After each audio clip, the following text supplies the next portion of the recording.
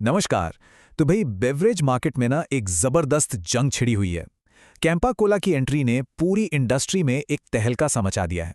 आज हम यही समझने वाले हैं कि वो ऐसा कर कैसे रहे हैं। चलिए इस पूरी कहानी में थोड़ा और गहराई से उतरते हैं।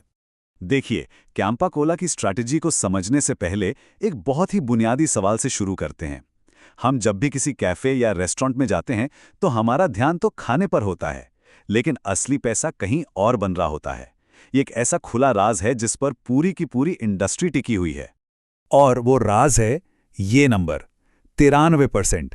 जी हाँ, एक रेस्टोरेंट में फाउंटेन ड्रिंक्स पर ग्रॉस मार्जिन 93% तक हो सकता है। मतलब ये इतना ज़्यादा है कि बेवरेज इंडस्ट्री को सही मायने में विक्रेता का साम्राज्य या सेलर्स किंगडम कहा जाता है। तो हमारा पहला सेक्शन इसी बारे में है। ये पूरा का पूरा इकोसिस्टम, ये पूरा खेल कस्टमर के लिए नहीं बल्कि बेचने वाले के फायदे के लिए सजाया गया है।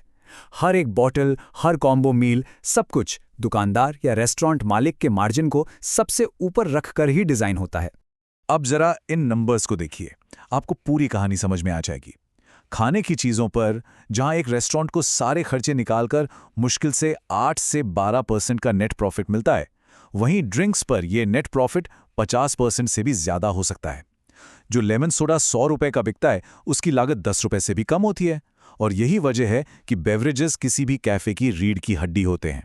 तो सवाल ये उठता है कि कोका कोला और पेप्सी जैसे बड़े बड़े खिलाड़ी इतने मुनाफे वाले मार्केट पर अपनी पकड़ कैसे बनाए रखते हैं। भाई उनके पास कुछ पुराने और आजमाए हुए नुस्खे हैं जो दशकों से काम कर रहे हैं। चलिए देखते हैं कि उनकी प्लेबुक में क्या है। इनका पहला हथियार है मेन्यू इंजीनियरिंग। ये कोई मामूली मेन्यू नहीं है, ये एक साइकोलॉजिकल जाल है जिसे इस तरह डिजाइन किया गया है कि हम ज्यादा पैसे खर्च करें। हमें लगता है कि वाह क्या डील मिली है, पर असल में हम उनके सबसे ज्यादा मुनाफे वाले प्रोडक्ट्स खरीद रहे होते हैं। और ये स्लाइड तो पूरी कहानी खोलकर रख देती है। हमें क्या लगता है, अरे वाह, 100 रुपए के बर्गर के साथ 200 रुपए का सामान सिर्फ 85 रुपए में। पर असल कहानी क्या है? रेस्टोरेंट ने सिर्फ 18 रुपए के माल के लिए हमसे लगभग 85 रुपए वसूल लिए। यही तो है मेन्यू इंजीनियरिंग का कमाल। उनका दूसरा बड़ा हथियार वो है रिफ्यूज टू डील या आरटीडी। ये सीधी सीधी दादागिरी वाली स्ट्रैटेजी है। बेवरेज कंपनियां दुकानदारों से साफ कहती हैं, अगर हमारी पॉपुलर कोक या पेप्सी बेचनी है तो हमारा किनले या एक्वाफीना पानी भी स्टॉक में रखना पड़ेगा। अब आप सोचेंगे ये दादागिरी चलती क्यों है?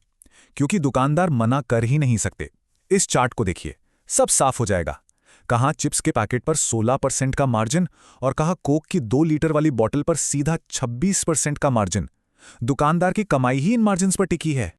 और इसी जमे जमाए खेल में, इसी सिस्टम पर हमला करने के लिए एंट्री होती है कैंपा कोला की।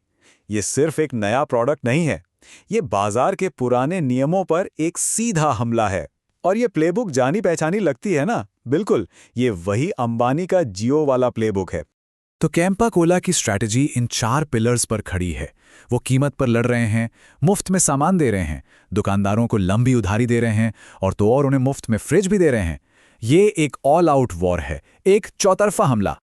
और जानते हैं इस जंग का असली मैदान कौन सा है? कोई बड़ा मॉल या सुपरमार्केट नहीं, बल्कि हमारी गली के कोने वाली छोटी सी दुकान। कैंपा कोला एक बात बहुत अच्छे से जानता है, बाजार जीतना है तो पहले दुकानदार को जीतो। और ये जंग हथियारों की नहीं बल्कि इकोनॉमिक्स की है। लेकिन रुकिए, कहानी में एक ट्विस्ट है। जरा इस टेबल को ध्यान से देखिए। कोक की 2 लीटर की बोतल पर दुकानदार कमाता है 26 रुपए। वहीं कैंपा की बोतल जो कि सस्ती है, उस पर मुनाफा सिर्फ 20 रुपए का है। तो फिर सबसे बड़ा सवाल यही है, आखिर कोई दुकानदार कम मुनाफे वाला कैंपा कोला क्यों बेचेगा? एक नया ब्रांड, उस पर मार्जिन भी कम। ये तो कोई सेंस ही नहीं बनाता, राइट? लेकिन दोस्त, यहीं से कैंपा का असली खेल शुरू होता है। और इसका जवाब है प्रमोशनल बंडलिंग। कैंपा कोला सिर्फ अपनी कोल्ड ड्रिंक नहीं बेच रहा, वो एक पूरा पैकेज बेच रहा है। एक ऐसा पैकेज जिसे कोई भी दुकानदार मना कर ही नहीं पाएगा। कैंपा दुकानदार से कहता है, देखो तुम हमारी 60 रुपए वाली कोल्ड ड्रिंक खरीदो और हम तुम्हें 15 रुपए की पानी की बोतल एकदम फ्री देंगे। तो अब हिसाब लगाइए, 20 रुपए तो कोला पर मिले और 15 रुपए उस फ्री पानी की बोतल को बेचकर टोटल कितना हुआ? 35 रुपए। अब बताइए, कहाँ कोक के 26 रुपए और कहाँ ये 35 रुपए? यही तो है असली मास्टर स्ट्रोक। अगला दांव है क्रेडिट का। जहां कोक पेप्सी सिर्फ 7 से 15 दिन की उधारी देते हैं, वो भी गिने चुने बड़े स्टोर्स को, वहीं कैंपा छोटे से छोटे दुकानदार को 30 से 45 दिन का क्रेडिट दे रहा है। सोचिए, एक छोटे दुकानदार के लिए जिसके पास रोज का कैश फ्लो ही सब कुछ है, ये कितनी बड़ी राहत है। और आखिरी और सबसे जबरदस्त हमला हार्डवेयर का। कैंपा दुकानदारों से कह रहा है, अरे वो पुराना फ्रिज वापस करो, अपना सिक्योरिटी डिपॉजिट वापस लो और हमसे ये चमचमाता नया फ्रिज एकदम मुफ्त में ले जाओ। इससे वो सिर्फ दुकानदार को ही नहीं जीत रहे, बल्कि दुकान के अंदर अपनी एक पक्की जगह भी बना रहे हैं। तो सवाल यह है कि इन सब का मतलब क्या है? आखिर में फायदा किसका हो रहा है? क्या ये कस्टमर्स के लिए अच्छी खबर है, या हम एक नए मार्केट के बादशाह को बनते देख रहे हैं जो आगे चलकर अपनी मनमानी करेगा? चलिए इसके दूरगामी नतीजों पर एक नजर डालते हैं। ये एक लाइन पूरी की पूरी स्ट्रैटेजी को समझा देती है। अभी तो कैंपा दुकानदार का सबसे अच्छा दोस्त बना हुआ है। बिल्कुल जियो वाला खेल है।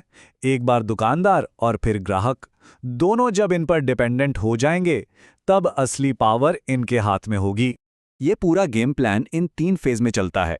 फेज 1 एंट्री, ऐसे ऐसे ऑफर दो कि कोई मना ना कर पाए।